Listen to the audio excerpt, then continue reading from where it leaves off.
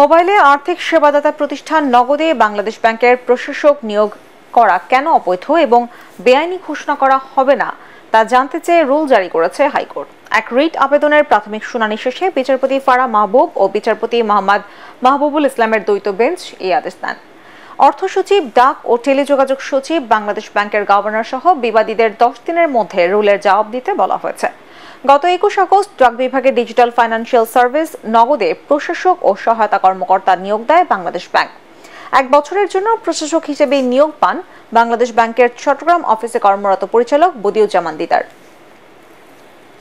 বিজ্ঞ attorney general মহোদয়ের বক্তব্য অনুযায়ী এই প্রশাসক নিয়োগের আদেশটাকে যথার্থ বলে প্রতিভাত করবার চেষ্টা করছে বাংলাদেশ ব্যাংক। সেই প্রতিবেদনেই প্রশাসক নিয়োগের কোনো কথা নাই। এই প্রশ্নের উত্তর কি আমরা জানি না। এই প্রশ্নের উত্তর আমরা জানতে পারবো যখন বাংলাদেশ ব্যাংক এই রুলের জবাব দিবে।